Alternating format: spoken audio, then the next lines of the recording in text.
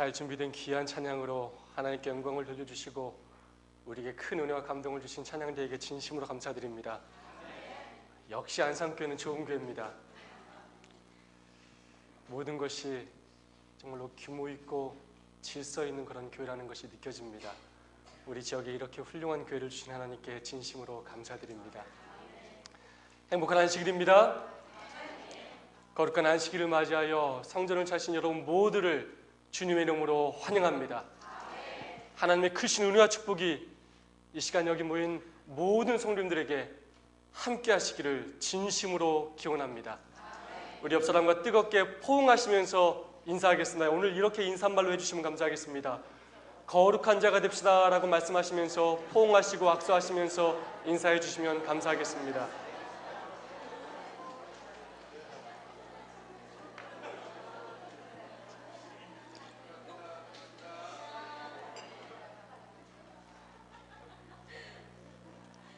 우리에게 새해를 허락하시고 새해 초에 사경회를 허락하신 하나님께 진심으로 감사드립니다. 또한 부족한 저를 이 안산교회로 인도해 주신 하나님께, 그리고 사랑과 친절로 대해주신 우리 존경하는 최철수 목사님과 사모님, 그리고 모든 장로님들과 성도님들께 진심으로 감사드립니다. 저에게는 여러분과 함께하는 일주일이 정말로 놀라운 특권의 시간이었고 또 행복한 시간이었습니다. 여러분의 사랑과 기도를 평생 잊지 않도록 하겠습니다. 자주 뵙지는 못하겠지만 믿음 안에 있는 한 또 뵙게 될 것입니다. 우리가 이 믿음의 길을 각자 있는 곳에서 열심히 가서 가장 중요한 그날, 예수님 오시는 바로 그날 모두 뵐 수 있게 되기를 간절히 소망합니다. 이제 마지막 시간으로 느헤미야의 구체적인 신앙개혁 운동에 대하여 살펴보도록 하겠습니다. 느헤미야의 구체적인 신앙개혁 운동이 느헤미야서 10장과 13장에 두 번 다루어지고 있습니다. 10장은 느헤미야가 12년 동안 총독으로 있었을 당시 행했던 개혁입니다.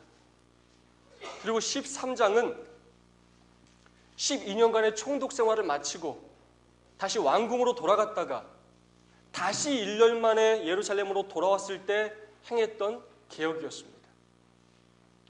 그런데 놀라운 사실은 무엇이냐면 그 개혁 내용이 거의 일치하다는 것입니다.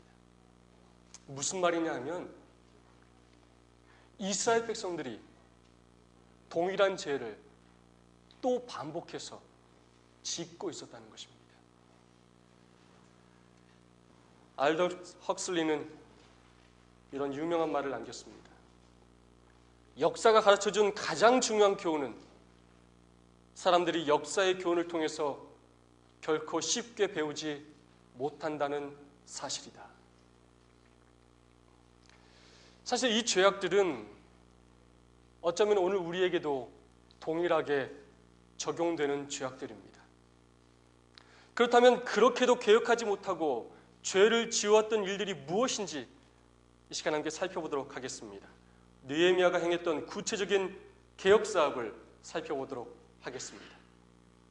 첫 번째는 바로 통혼을 금지시키는 개혁이었습니다.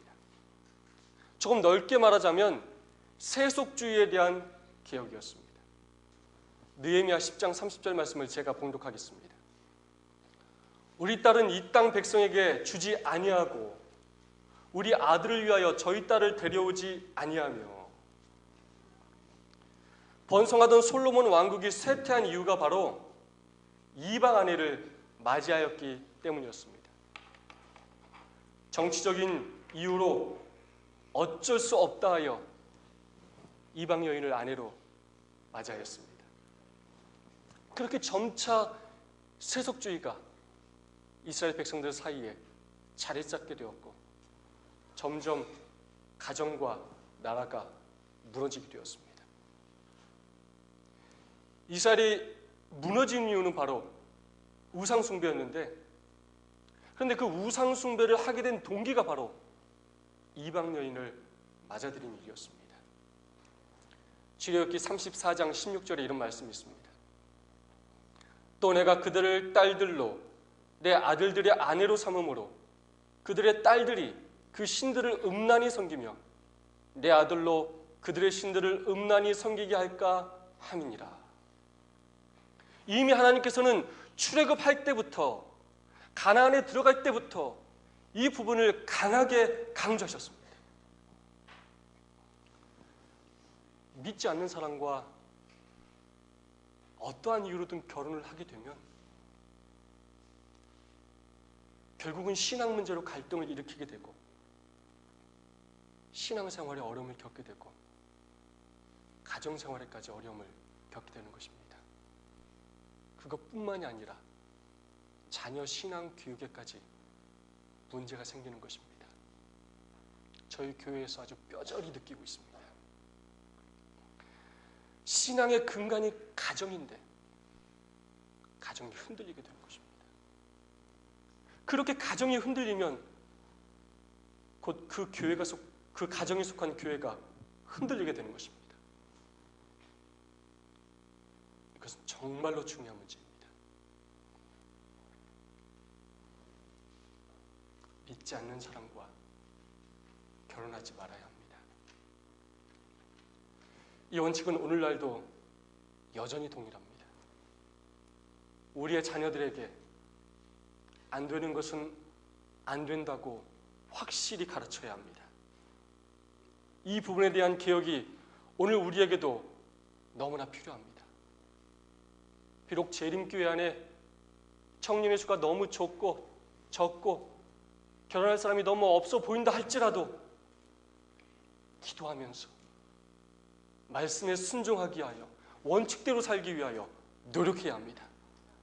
특별히 젊은 청년들과 학생들은 꼭 가슴에 새겨주시기 바랍니다. 부모님들 또한 꼭 바르게 지도해 주시기 바랍니다. 믿음을 물려주는 전승신앙이 우리에게 너무나 필요합니다.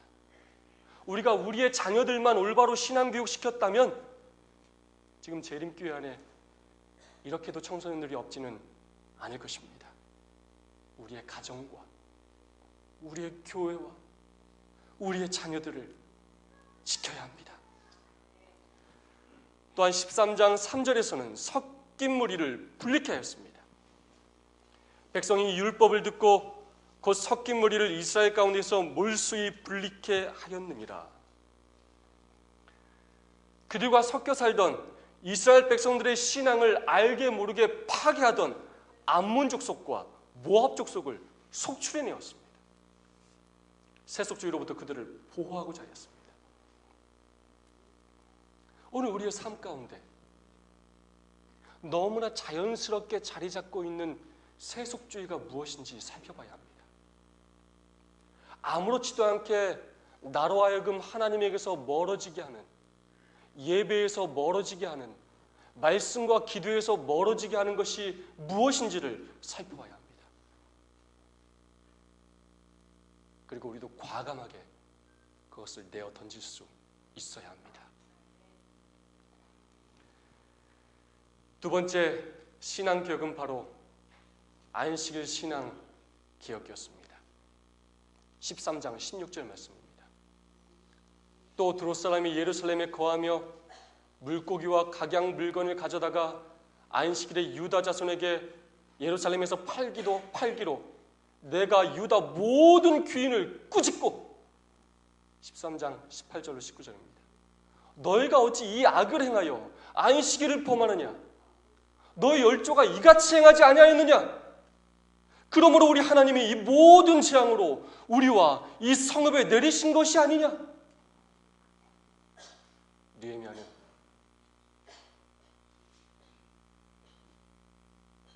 지금 그들에게 임한 모든 재앙이 바로 안식일을 올바로 구별하지 못했음이라고 지적하였습니다. 그리고 여전히 안식일을 아무렇지도 않게 어기고 있는 백성들을 꾸짖고 과감하게 예루살렘 성문을 안식일 전날 모두 걸어 잠가버렸습니다. 난리가 났습니다. 안식일에 장사하고 안식일에 결혼식장에 가고 놀러 다니고 시장 보고 그들의 모든 죄의 시작이 바로 거룩한 안식일을 지키지 않은 것에서 시작되었습니다. 예배의 핵심인, 신앙의 핵심인 안식일을 구별하지 않았기 때문이었습니다. 안식일은 순종의 시금석과도 같은 날입니다. 우리 신앙의 핵심입니다.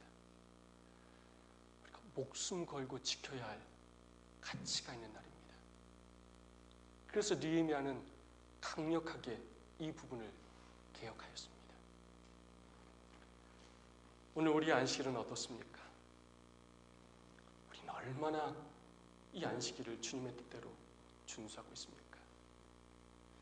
제가 전에 신문을 보다가 너무나 감동적이고 은혜가 되어서 기사 하나를 스크랩했습니다. 2010년 7월 27일 여러 신문에 나오지만 특별히 조선일보에 실린 기사의 내용입니다. 제목은 일수불퇴였습니다. 일수불퇴. 오는 11월 열리는 광저우 아시안게임 바둑 국가대표로 선발된 조혜연 8단은 지난 27일 종교적 신념에 따라 일요일에 열리는 종목에는 참가하지 않겠다고 밝혔다. 여기서 조 8단이 언급한 종교적 신념이 바로 주일 성수이다. 그녀는 평소에도 주일에는 대국을 하지 않는다는 소신을 지켰고 이번 아시안게임 역시 마찬가지라며 대신 평일에 벌어지는 단체전에 최선을 다하겠다고 덧붙였다. 조 8단은 대표 발탁 전 미리 코칭 스태프에게 그러한 자신의 의사를 전달하고 양해를 구했다고 알려졌다. 국가대표로 선발되고도 그런 행동을 했다고 국민들로부터 많은 비난을 받았습니다.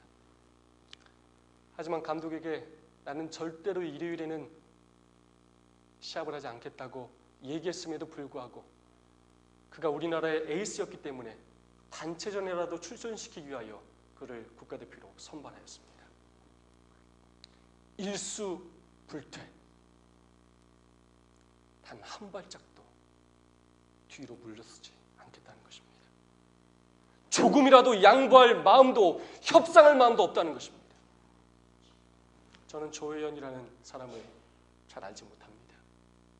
그리고 그날이 안식일이 아니어서 안타깝고 가슴은 아프지만 그러나 그가 깨달은 진리 안에서 그가 하나님의 뜻대로 믿음대로 살려고 노력하는 사람이라는 것을 분명히 알 수 있을 것 같습니다. 그녀는 분명 이 일로 많은 오해와 비판과 손해를 입었습니다. 그러나 손해를 보더라도 하나님의 뜻대로 살려고 거룩하게 살려고 하나님의 길을 가려고 노력하는 모습이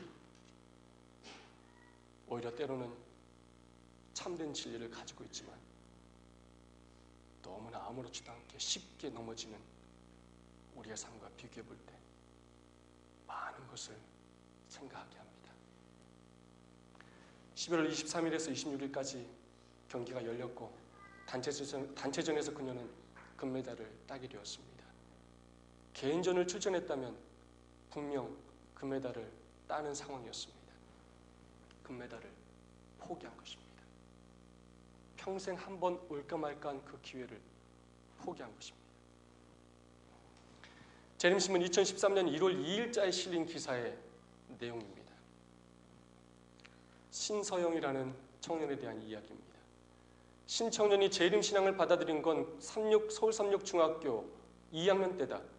이후 서삼고를 거쳐 서울대학교 법학과에 입학했다. 법대생으로 학업에 많은 시간을 투자해야 했지만 신앙생활에도 거의 빠지지 않았다. 졸업이 다가오면서 사법고시를 준비했다.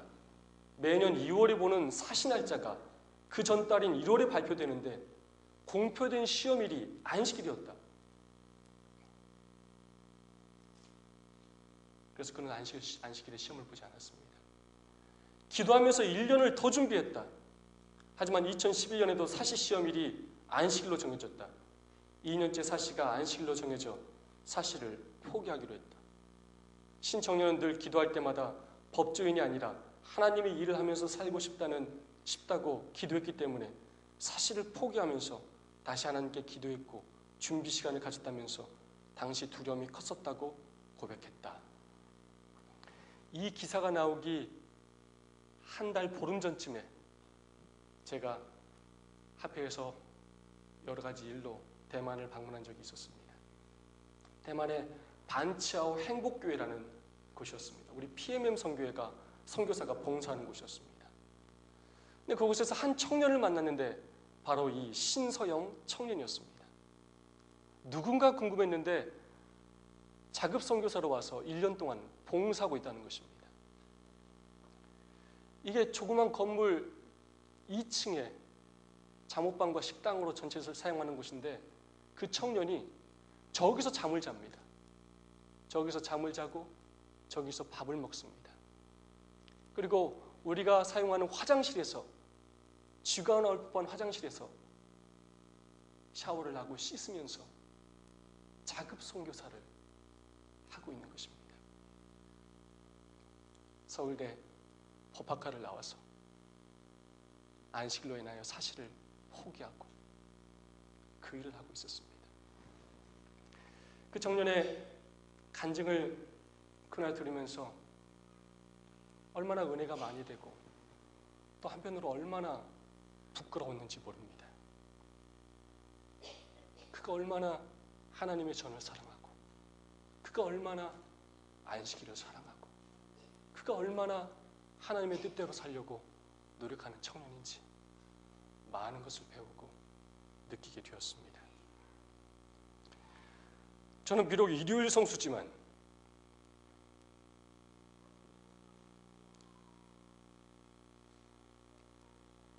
믿음대로 살려고 한 이 조혜영 바둑 기사를 보면서 정말 큰 감동을 받았습니다.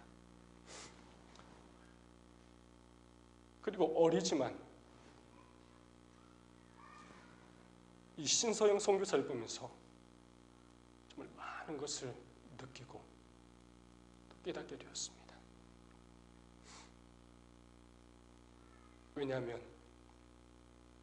그 큰 손해를 감수하고 하나님을 위해 뜻을 정했기 때문입니다. 말씀의 원칙을 앞세워서 뜻을 정했기 때문입니다. 우리에게 안식일은 우리 정체성의 핵심을 의미하는 날입니다. 마지막 시대 선악간의 대쟁투의 개쟁전과도 같은 날입니다. 정말 우리의 모든 것이라고 할 수 있는 날입니다. 정말 우리 안식일을 소중히 여겨야 합니다. 어떤 손해가 있더라도 안식일을 귀히 여겨야 합니다. 안식일을 아무렇지도 않게 여기는 우리의 성도들을 볼 때 가슴이 찢어질 듯한 아픔과 슬픔을 느낍니다. 우리 하나님은, 우리 예수님은 얼마나 가슴이 아프시겠습니까? 그래서 그분의 심장이 터지지 않으시겠습니까?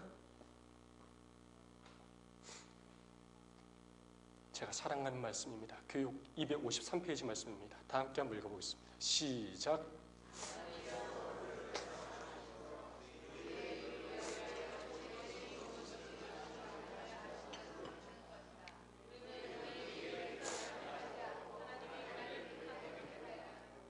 믿음이란 하나님께서 우리를 사랑하심으로 우리의 유익을 위하여 제일 좋은 것이 무엇인지를 아신다고 믿는 것이다. 우리는 자신의 길을 택하지 않고 하나님의 길을 택하게 된다. 진심으로 믿어야 합니다.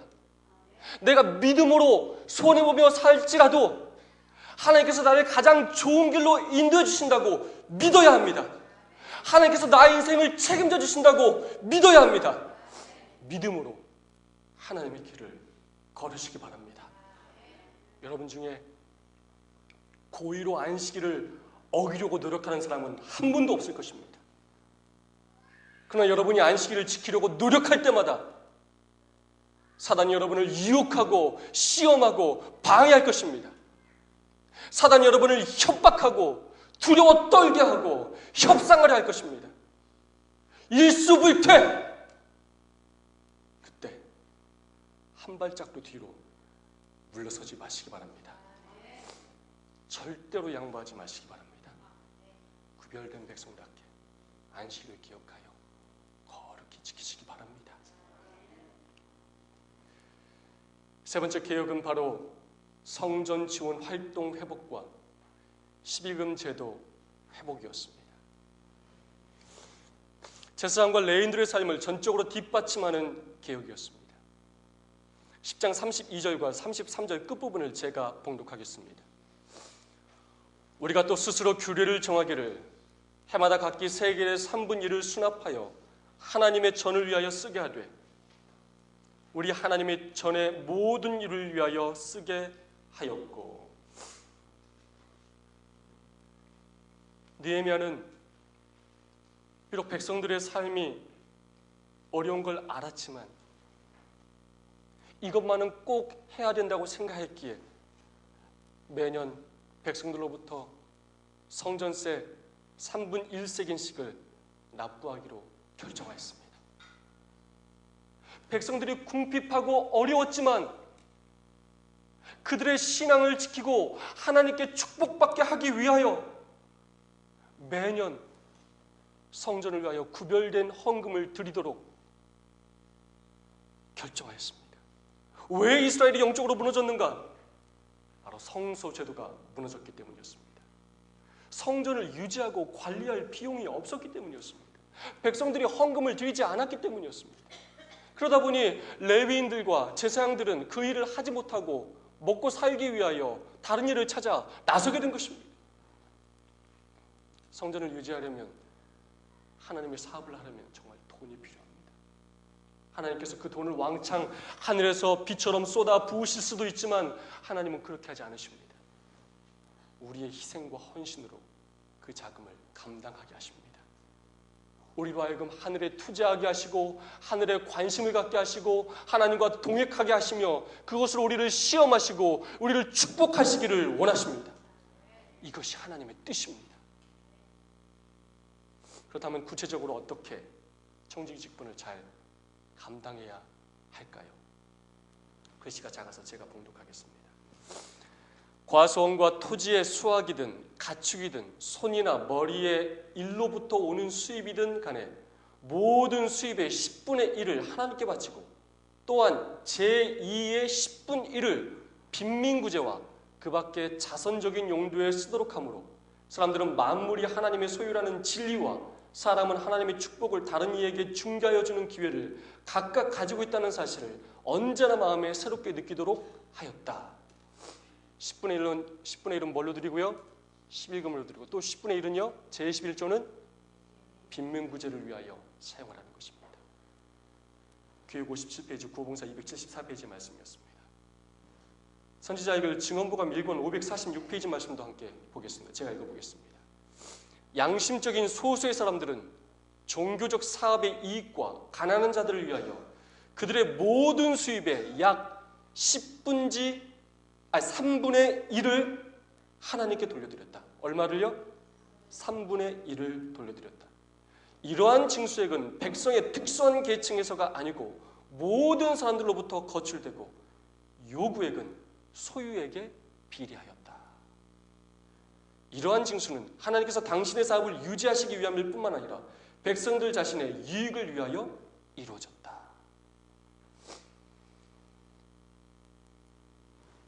이 말씀을 주의 깊게 살펴봐야 합니다. 종교적 사업의 이익과 가난한 자들을 위하여 그들의 모든 수입의 약 3분의 1을 하나님께 돌려드렸다.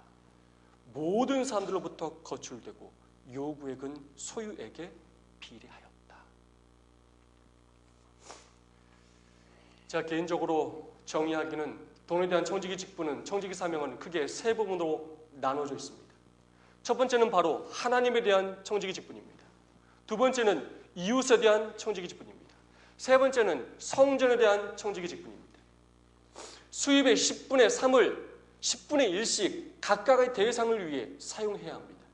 첫 번째, 하나님께서 우리의 주인이심을 인정하고 성직자 제도를 유지하기 위해 수입의 10분의 1을 11조로 드리라는 것입니다. 두 번째, 제21조 수입의 10분의 1을 도루가 헌금 및 불쌍한 이웃들을 위하여 정기적으로 개인 구제 사업에 사용하라는 것입니다. 세 번째, 수입의 10분의 1을 성전을 위하여 성전 유지를 위한 월정 헌금과 그 밖의 헌금, 감사 헌금, 투자 헌금, 안교 헌금, 설교 헌금, 특별 헌금 등으로 드리라는 것입니다. 제가 오늘 이 시간 여러분과 조금 더 깊이 살펴보고 싶은 부분은 바로 성전 지원 활동, 성전에 관련된 청지기 직분입니다. 많은 분들이 청지기 직분하면 11금만 생각합니다. 우리 재림교회에서 가장 많이 개혁해야 할 부분이 있다면 바로 이 부분이라고 생각합니다. 하나님께서는 이스라엘 백성들을 위하여 그들과 함께 하시기 위하여 광야에 성소를 지으시고 그 성소를 유지하고 속전을 지불하도록 명령하셨습니다. 약 7.5g의 은을 성전세로 드리도록 명령하셨습니다. 예수님 당시에도 반세기를 성전세로 드리고 있었습니다. 마가복음 12장에 등장하는 두 렙돈을 드린 과부도 비록 두 렙돈이었지만 자신의 음식을 희생하면서 그의 생활비 전부를 교육헌금, 즉 성전 봉사를 위하여 바친 것입니다. 우리 재림교회 또한 신앙 공동체로서 함께 성전을 유지하고 관리하도록 그리고 하나님의 복음 사업에 동참하도록 월정금이라는 이름으로 구별하여 드리고 있습니다. 대총회는 제가 설명한 원칙에 따라 성도들이 각자 개인의 수입의 6에서 7%를 월정금으로 드리라고 권고하고 있습니다. 예를 들자면 100만 원이 수입이라면 10만 원은 11금으로, 7만 원은 월정금으로, 3만 원은 감사헌금과 안식일학교 설교헌금으로 드리라는 것입니다. 그리고 나머지 10만 원으로 도르가 헌금과 개인 구제 사업에 사용하라는 것입니다. 그런데 수입의 6에서 7% 정도 드려져야 할 월정 헌금이 때로 너무나 적게, 때로 아무런 원칙 없이 드려지는 경우가 많이 있습니다. 자신의 수입과 상관없이 다른 사람과 비교하고 눈치를 보며 드려지는 경우가 많이 있습니다. 안산교회가 불쌍한 이웃을 돕고 월정헌금에 충실한 것 제가 이미 여러 경로를 통하여 너무나 잘하고 계시다는 것 잘 알고 있습니다. 그러나 행여라도 그렇지 않은 분이 계시다면 남들 눈치 보지 말고 정직하게 기쁜 마음으로 모두 동참해 주시기 바랍니다. 제가 안산교회 담임 목회자가 아닙니다.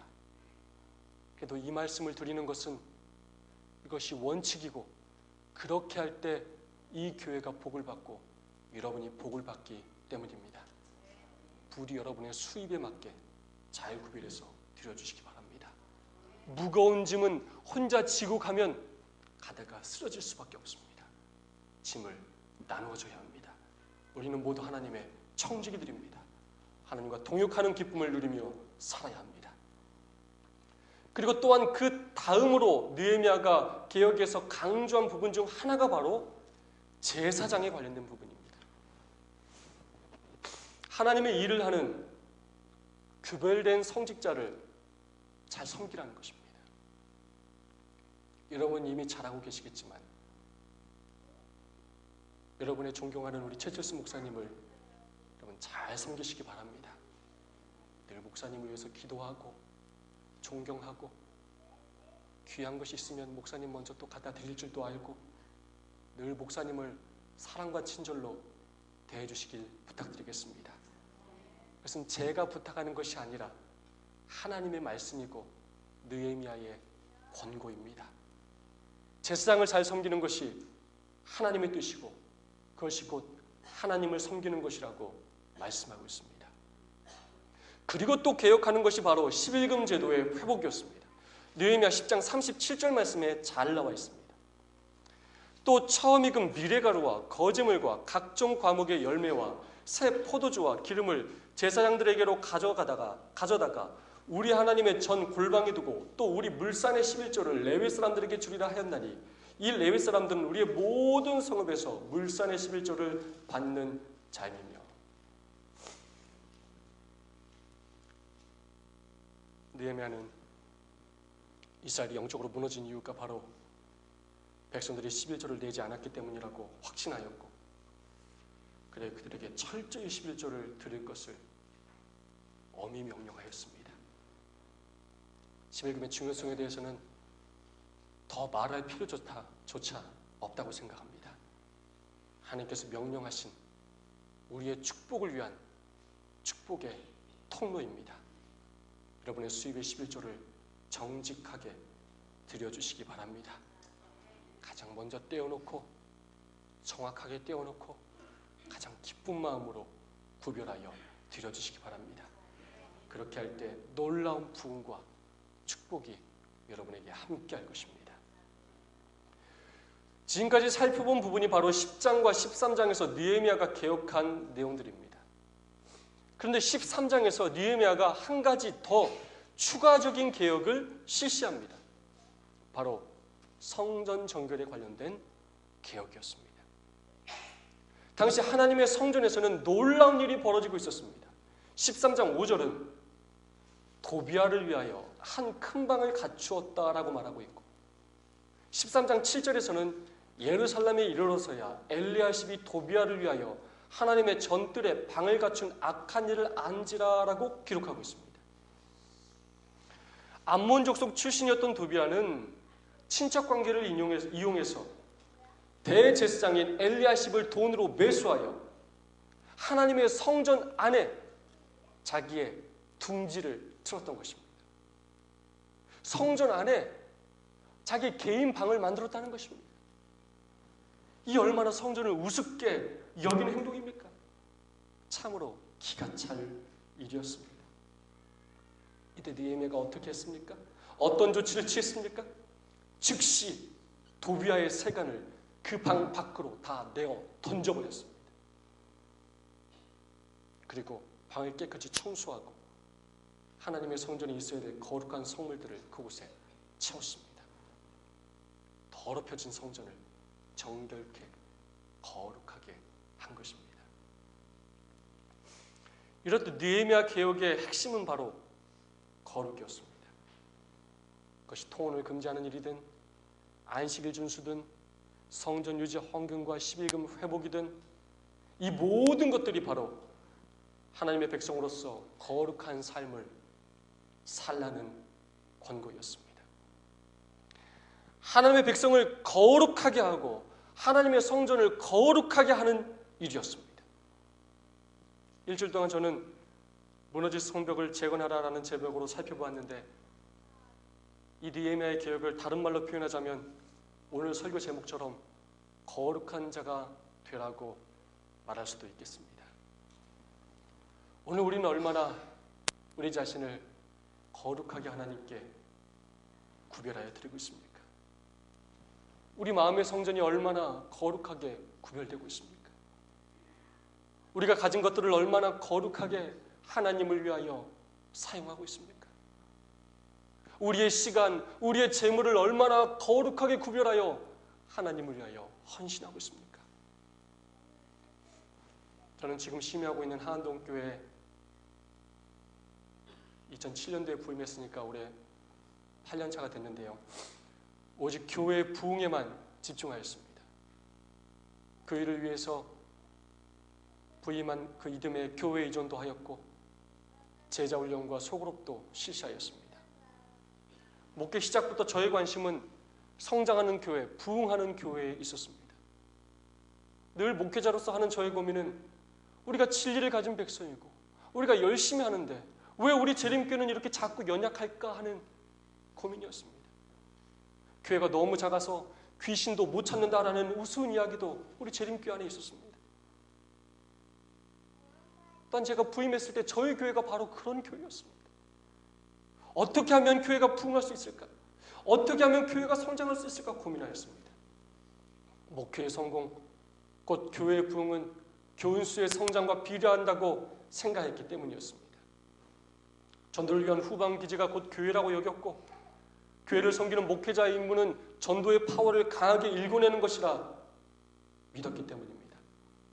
그런데 이런 저의 시각은 얼마 전부터 조금씩 달라지기 시작했습니다.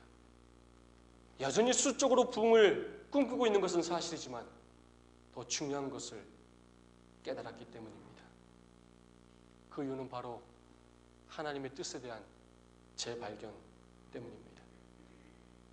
하나님께서 관심을 가지시는 것은 크고 화려한 것이 아니라 거룩하고 순결한 것이라는 사실을 다시금 깨달았기 때문입니다. 하나님께서 바라시는 교회는 크고 웅장하고 능력 있고 돈 많고 힘 있는 교회가 아니라 비록 연약하고 초라할지라도 거룩한 교회라는 사실을 깨달았기 때문입니다. 부흥하는 교회가 잘못되었다는 것이 아니라, 큰 교회가 잘못되었다는 것이 아니라, 부흥하는 교회는 바로 거룩한 교회에 결거해야 한다는 사실을 깨달았기 때문입니다. 거룩 없는 부흥은 우리를 망하게 할 수 있기 때문입니다. 거룩 없는 성공은 우리를 하나님께로부터 멀어지게 하기 때문입니다. 성경은 두 가지 상징적인 성을 대조하며 이야기하고 있습니다. 하나는 세상을 상징하는 바벨론이며 또 하나는 하나님의 나라를 상징하는 예루살렘입니다. 그런데 언제나 이 두 성을 수식하는 단어가 너무나 다릅니다. 바벨론을 수식하는 단어는 언제나 거대한 큰 성이고, 예루살렘을 수식하는 단어는 언제나 거룩한 순결한 성입니다. 출애굽기 26장 이후로 성막에 대한 말씀이 계속해서 나오는데, 일반적으로 하나님께서 임재하는 장소이며 백성들의 죄를 사하는 예배가 행해지는 그곳으로 웅장하고 화려할 것이라고 우리가 생각하지만, 막상 하나님께서 직접 명령하셔서 제작된 하나님의 거처는 그 외양이 초라하기가 그지없습니다. 비록 그 성소에도 백성들의 많은 돈이 들어간 것은 사실이지만, 이 세상 왕들의 그 성들에 비하면 초라하기 그지없는 것이 사실입니다. 왜 이토록 하나님께서 온 우주의 창조주시며 주인이신 하나님께서 당신이 거하실 장소를, 집을 작고 초라하게 만들라고 하셨을까요? 그것도 항상 세워져 있는 것이 아니라 이동하며 다니는 텐트로 만들게 하셨을까요? 하나님께서 외관상 자신을 위해 초라한 성벽을 세우라고 하신 것은 눈에 보이는 외적인 모습이 중요한 것이 아니라 거룩히 구별된 것이 더 중요하다는 사실을 가르치시기 위함이었습니다. 거대한 것보다 거룩한 것이 더 중요하다는 것을 가르치기 위함이었습니다. 크고 거대하고 웅장한 곳에 하나님께서 역사하시는 것이 아니라 하나님의 뜻대로 구별된 거룩한 곳에 하나님께서 임재하신다는 사실을 가르치시기 위함이었습니다. 거대함을 추구하기보다 거룩함을 추구하라는 하나님의 뜻인 것입니다. 요즘 기독교 안에, 그리고 성도들 안에 거대함이 거룩함을 삼켜버리고 있습니다. 잘못된 부흥과 잘못된 성공이, 잘못된 실적주의가 거룩함을 삼켜버리고 있습니다. 세상의 많은 교회들이 거룩해지기를 선택하기보다는 거대해지기를 갈망하고 있습니다. 하나님의 사람들이 거룩하게 살려고 노력하기보다는 외적으로 더 있어 보이기를 갈망하고 있습니다. 수단과 방법을 가리지 않고 하나님의 뜻을 외면하면서까지 성공하고 부흥하기를 갈망하고 있습니다.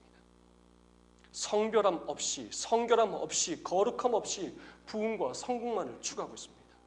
거룩하게 살지 않으면서 내 삶은 성공하고, 거룩하게 살지 않으면서 헌신하지는 않으면서 이 교회가 부흥하기를 바라고 있습니다. 거룩하게 살지 않으면서 이 교회가 개혁되기를 갈망하고 있습니다. 거룩하게 구별되기보다, 진리에 순종하기보다 거대함에 관심이 많습니다. 이런 세속주의 속에서 오늘 우리는 어떠한 사람이 되어야 하겠습니까? 다 함께 가슴에 새기며 한번 읽어보겠습니다. 오직 너희를 시작. 오직 너희를 부르신 거룩한 자처럼 너희도 모든 행실에 거룩한 자가 되라. 아멘. 모든 행실에 거룩한 자가 되라는 것입니다. 이 말씀을 준비하면서 제 머릿속에 맴돌던 제가 가장 아끼고 사랑하는 선지자의 말씀이 있습니다. 따라해 주시면 감사하겠습니다. 뿌리부터 거룩하라. 그래야 하나님께서 열매를 받으신다.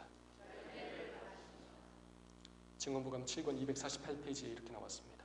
하나님께서는 자아가 산채로 불태워지는 제물로 제단 위에 놓여지지 않는 한 가장 화려한 봉사도 받지 않으신다. 뿌리가 거룩해져야 한다. 그렇지 않으면 오로지 하나님께 간합될 수 있는 건전하고 건강한 열매가 생길 수 없다. 마음이 회심하고 헌신되어야 한다. 동기가 바르게 되어야 한다. 뿌리부터 거룩하지 않고는 우리의 삶의 열리는 아무리 좋은 열매처럼 보인다 할지라도 하나님께서 받지 않으신다는 것입니다. 거룩하지 않은 열매 맺는 일을 중지하고 뿌리를 거룩하게 하기 위해 이제 회개해야 합니다. 그 과정에서 신인 선수는 운동선수는 또 심리가 굉장히 중요한데 어떻게 극복했을까요? 저는 생각한 게 그때요. 제가 골프를 그만둬야 한다는 생각은 절대 한 적이 없어요. 오히려 정말 어려우니까 이걸로 인해서 나는 더 잘해야 되겠구나.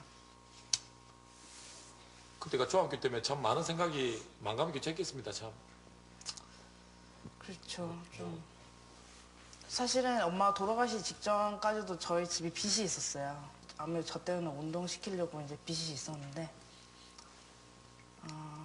이제 엄마가 돌아가시고 보험금을 받았잖아요.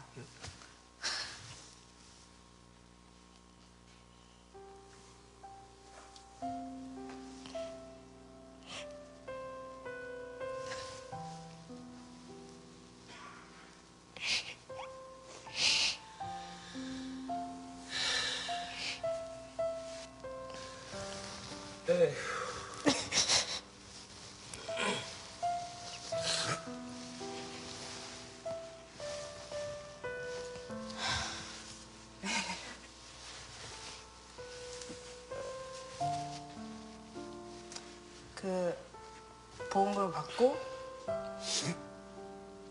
빚을 이제 다 갚고 남은 돈이 1,700만 원이었어요. 아버지가 이제 그 빚을 다 갚고. 네. 그래서 아빠 이제 저한테 딱 이렇게 불러오시고 얘기를 해주셨죠. 엄마 목숨을 걸은 돈이니까 이 돈 가지고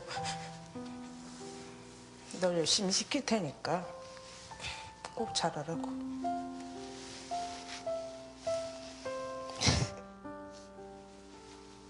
그러셨죠. 그래서 더 열심히 하게 되고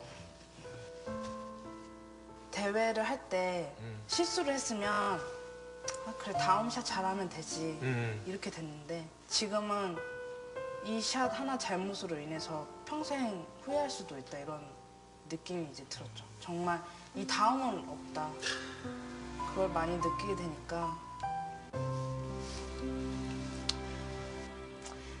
자랑스러운 딸이 되려고 더 노력하고 있으니까요. 많이 지켜봐 주세요. 이만밖에 못하겠어요.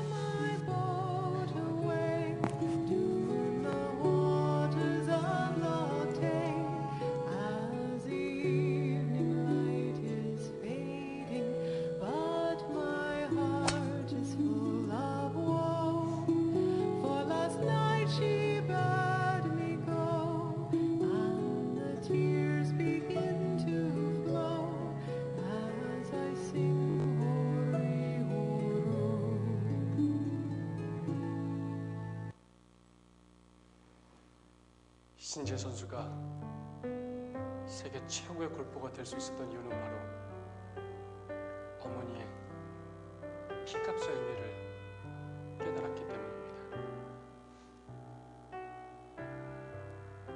어머니 앞에 자랑스러운 딸이 되기 위해 그 어머니의 죽음으로 남겨진 그 돈을 헛되게 사용하지 않기 위해 어머니의 죽음을 헛되지 않게 하기 위해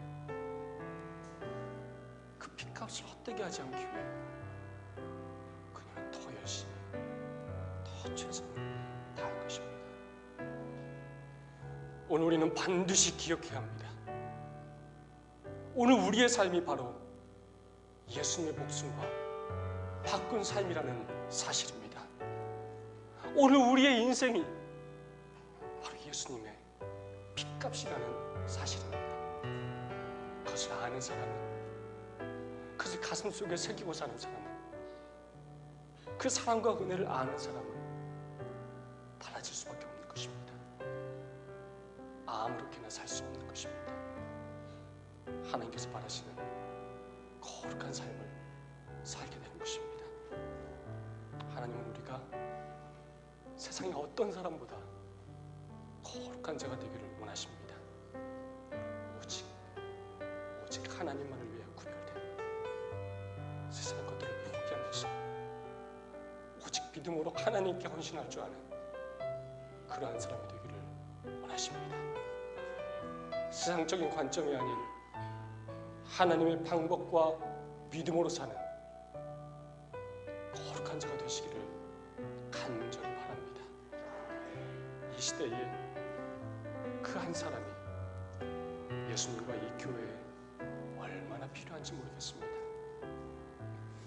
여러분의 세상적인 바램들과 이기적인 욕망들을 그것이 생길 때마다 모두 내려놓고 주님 앞에서 회개하고 주님의 뜻대로 사용되기를 결심하는 거룩한 사람이 되시기 바랍니다.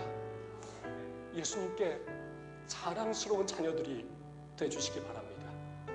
그래서 하나님께서 여러분을 마음껏 사용하시는 그런 종들이 되어주시기 바랍니다. 그래야 여러분의 가정과 이 안산교회가 회복되고 놀라운 늦은비 성령의 역사가 여러분을 통하여 이 마지막 시대에 일어나게 되기를 간절히 바라면서 말씀을 마치겠습니다.